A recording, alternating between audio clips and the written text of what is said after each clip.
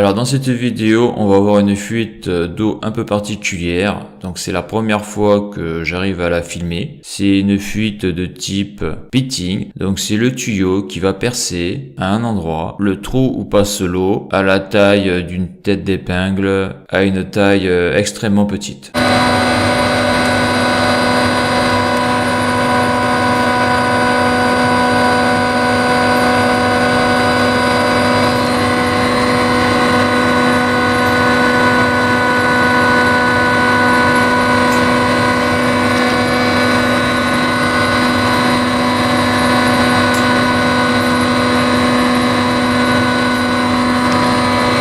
Donc là on peut voir ce tube cuivre, il est de diamètre 16 mm. Donc ce tube cuivre c'est un bouclage ECS, donc c'est sur une colonne montante d'un immeuble. Et là on peut voir qu'ici là ça a percé. On voit que le jet est extrêmement fin. Donc là ici là j'ai fait un petit zoom sur ce petit trou, donc qui aurait pratiquement la taille d'une tête d'épingle, même une taille inférieure. Et on voit que c'est extrêmement petit. Le jet est extrêmement fin, ce qui fait que souvent si on met pas la lumière dessus, dans un endroit sombre, on ne voit pas la fuite et ce jet a une portée de 2 mètres. Et ici, je l'ai pas dit, mais on est donc dans un sous-sol et on est en bas de colonne montante du bouclage retour ECS. Alors la corrosion par pitting, ou ce que l'on appelle la corrosion par piqûre. Donc je vais te lire la définition qui a été écrite sur Wikipédia et après tu pourras faire tes recherches sur internet pour connaître les causes exactes. Donc la corrosion par piqûre est une forme extrêmement localisée de corrosion conduisant à la création d'un ou plusieurs petits trous dans le métal. L'origine de ce type de corrosion se trouve d'une part dans le manque d'oxygène sur une partie très réduite, celle-ci devient anodique, pendant qu'une autre partie bénéficiant d'un excès d'oxygène devient-elle cathodique. Une corrosion de type galvanique est ainsi initiée sur une partie très localisée du métal et tend à se propager à l'intérieur de celui-ci, créant une diffusion d'ions amenant une raréfaction localisée d'oxygène. Ce type de corrosion est extrêmement insidieux, produisant une petite perte très localisée de métal et ne se révèle en phase finale que par un très petit trou sur la face externe de la canalisation. La corrosion de type pitting peut être initiée de diverses façons: des résidus présents dans le tube ou véhiculés par l'eau, un défaut de surface interne, un changement très localisé dans la composition du métal ou une rupture de continuité dans une couche protectrice. Les métaux les plus sensibles au pitting sont habituellement ceux qui se protègent de la corrosion par une couche de passivation, l'acier inoxydable, les alliages de nickel et ceux d'aluminium. Les métaux qui forment une couche uniforme de corrosion, l'oxyde de couleur verte à l'intérieur d'un tube de cuivre, la rouille dans un tube d'acier, semblent les moins sensibles au pitting. La présence de chlorure, l'eau de mer aggrave de façon très nette la formation de corrosion de type pitting par déclenchement de processus autocatalytiques. Et donc les principaux facteurs de corrosion dans les canalisations en cuivre, donc une combinaison d'une eau au pH élevé, de matière organique en suspension et de chlore, une eau agressive et des agents adoucissants, une eau trop adoucie et des solides en suspension, stagnation de l'eau dans la canalisation en présence de certaines bactéries, un tube mal ou pas dégraissé intérieurement et présentant un taux de carbone résiduel trop important, teneur en carbone trop importante dans d'anciennes fabrications de tuyaux en cuivre années 1970-1980,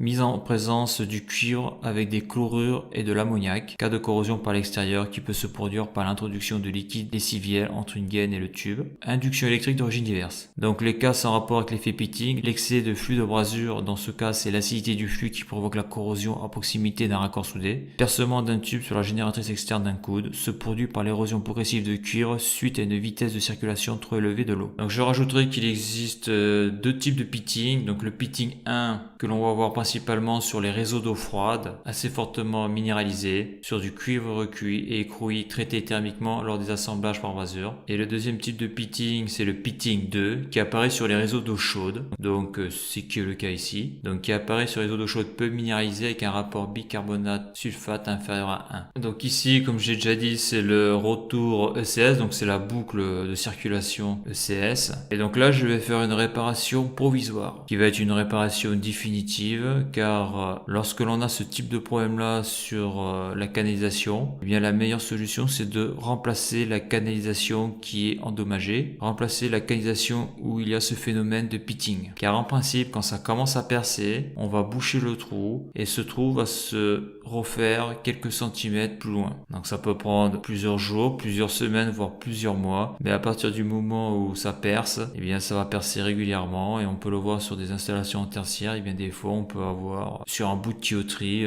3, 4, 5, 6, 7 réparations que l'on qualifie de provisoires parce qu'on met des colliers sur le tube. Mais en réalité ce sont des réparations définitives.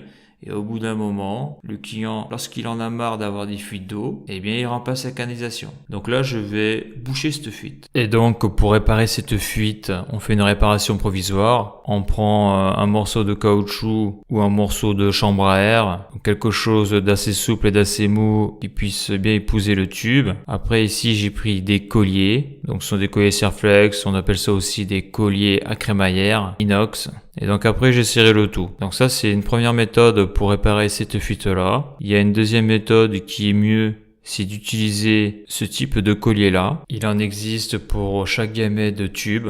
Donc ça peut aller sur des diamètres très importants. Donc ces colliers de réparation sont vraiment très pratiques pour réparer une fuite d'eau. Car avec la méthode des colliers Serflex, il faut tenir donc le bout de caoutchouc. Donc comme la fuite d'eau est sous pression, eh bien on met de l'eau partout et on s'en met un peu partout sur soi. Et tant qu'on n'a pas bien serré, eh bien ça pisse toujours, ça fuit toujours. Alors qu'avec ce type de collier là, l'intervention est beaucoup plus simple. Donc ce sont des colliers de réparation. Donc ce type de collier là, celui qu'on voit sur la photo. Donc ça sera une réparation définitive.